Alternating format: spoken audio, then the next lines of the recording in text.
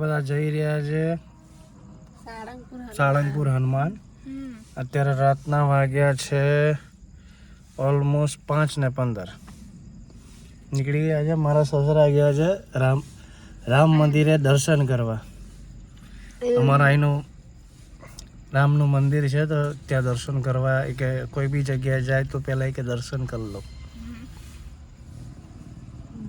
મળી આગળ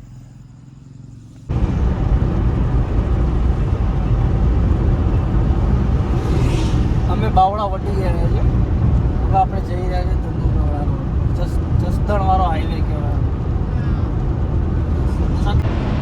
ચૂલામાં આવી ગયેલો બોલાતો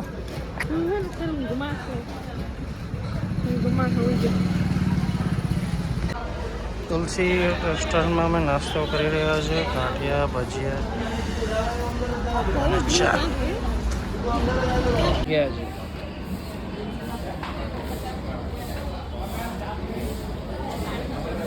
અમારા દોલો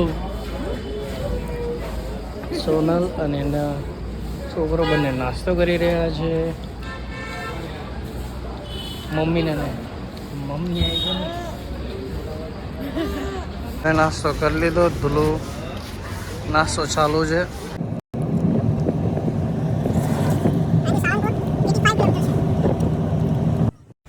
તો અમે પહોંચી ગયા છીએ સાળંગપુર. આ મંદિરનો ગેટ છે પાછળની સાઈડ. બે સાઈડ ગેટ છે. આગળની સાઈડ ગેટ છે ત્યાં ડાયરેક્ટ મંદિર તરફ જઈ શકાય છે. તમે કાર લઈને આવો છો તો તમે આ પાછળની સાઈડનો ગેટ છે ત્યાં તમે પહેલાં કાર પાર્કિંગ કરીને તમે જઈ શકો છો. તો તમે જોઈ શકો છો કે કાર પાર્કિંગની ઘણી મોટી જગ્યા છે. તો આ છે કાર પાર્કિંગ. અમે કાર પાર્કિંગ કરી દીધી છે. કાર પાર્કિંગની અંદર જ એક વોશરૂમ છે જ્યાં તમે ફ્રેશ થઈ શકો છો અને ક્લીન વોશરૂમ છે જ્યાં શાવર અને ટોયલેટ બંનેની ફેસિલિટી છે અને ક્લીન વોશરૂમ છે. તો તમે ફ્રેશ પણ થઈ શકો છો. અમે મંદિરમાં આવી ગયા છીએ. પાર્કિંગથી હવે જઈ રહ્યા છે મંદિર તરફ. થોડો અમારા સાસુ સસરા પાછળ આવી રહ્યા છે. દેખાય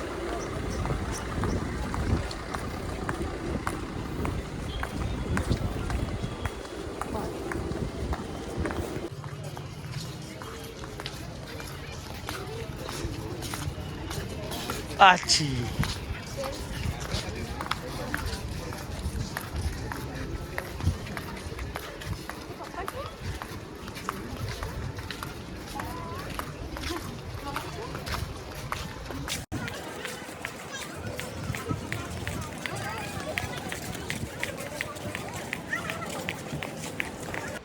તો આ છે બૂટ ચંપલ સ્ટેન્ડ જ્યાં તમે ફ્રીમાં તમે બૂટ ચંપલ મૂકી શકો છો.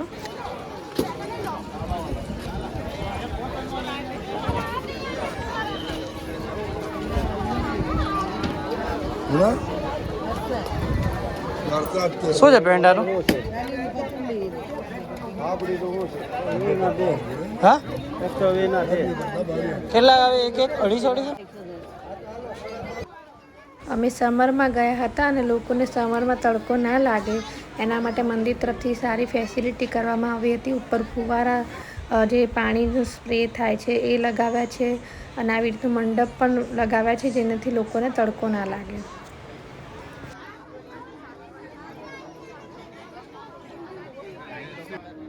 અમે સાળંગપુર ગયા હતા સેટરડે. તો આજે ભીડ પણ ઘણી હતી તો એના માટે લાઈન લાગી છે મંદિરમાં જવા માટે.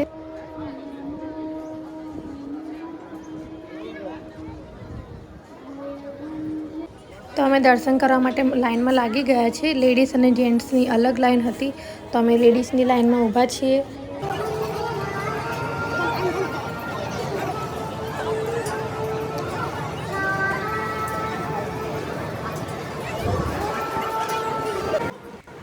લાઈન દેખાવામાં મોટી લાગી રહી હતી પરંતુ લોકો જલ્દી દર્શન કરીને નીકળી રહ્યા હતા. તો અમારો પણ નંબર જલ્દી આવી ગયો હતો અને મંડપ બાંધેલો હતો જેથી તડકો પણ નહોતો લાગતો.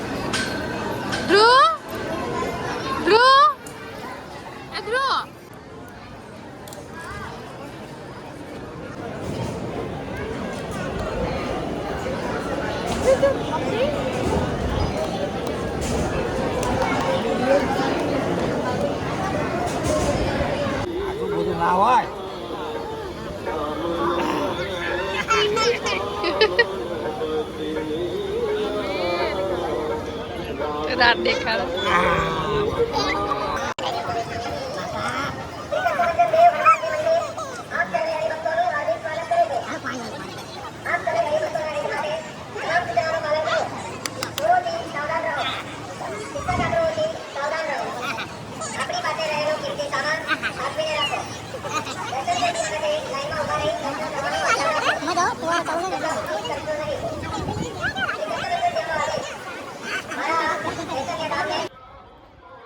મંદિરની સામે જે આ એક ભવન છે જ્યાં સ્વામિનારાયણ ભગવાનની વસ્તુ મૂકવામાં આવી છે, જે વસ્તુ સ્વામિનારાયણ ભગવાન યુઝ કરતા હતા.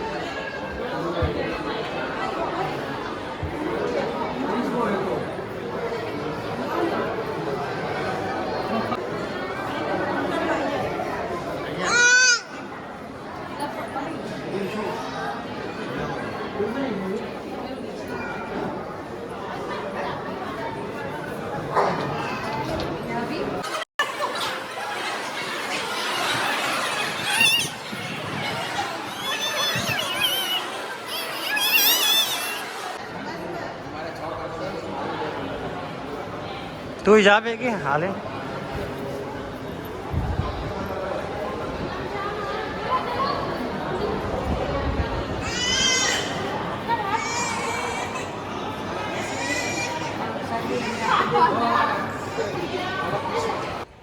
અને આ છે સાળંગપુર મંદિરની ભોજનશાળા. તો અમે અહીંયા હનુમાન દાદાની પ્રસાદી લેવા માટે આવ્યા છીએ.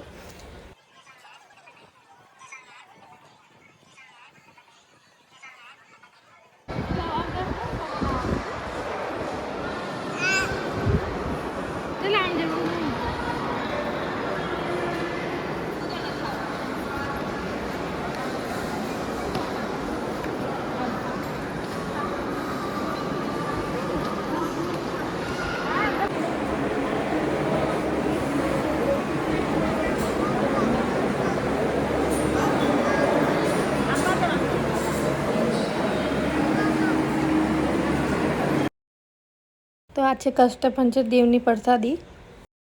શીરો છે, દાળ ભાત છે, રીંગણા બટેકાનું શાક છે અને રોટલી છે. શુદ્ધ સાત્વિક ભોજન છે અને તમે જોઈ શકો છો કેટલી ચોખ્ખાઈ છે. અને તમે જોઈ શકો છો કે ભોજનશાળા પણ ઘણી મોટી છે.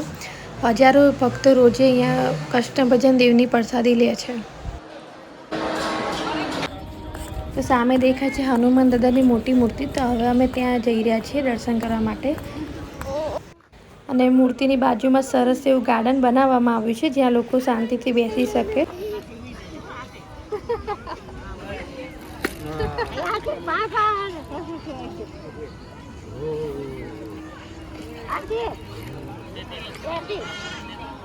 ચલાવવા જઈશું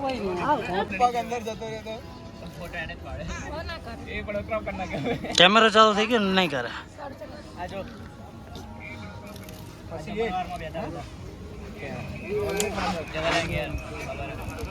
તો અમે મંદિરે દર્શન કરી લીધા છે અને થોડી વાર અમે આ ગાર્ડનમાં બેઠા હતા. ગાર્ડનમાં ખૂબ જ મજા આવી અને હવે અમે અહીંયાથી નીકળી રહ્યા છીએ બગદાણા જવા માટે.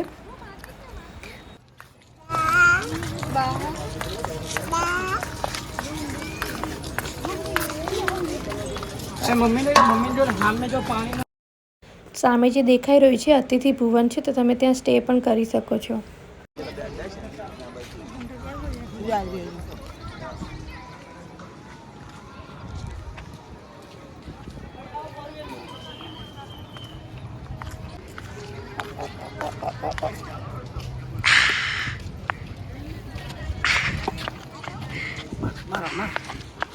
નહીં નહીં નહીં નહીં માર દુલા માર દુલા નહીં નહીં નહીં બસ વિડીયોમાં આવું જોઈએ. લાય તારું ઇન્ટરનેટ કેવું થઈ ગયું? આડું થઈ ગયું? બતાવો તો ઇન્ટરનેટ બતાવો તો. આ એવું છે અહીંથી આમ ઊભાની જગ્યા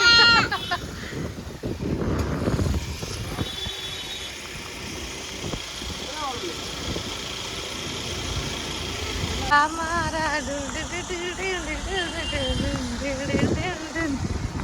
ધુલુ યે ધ્રુવ એ ધુલુ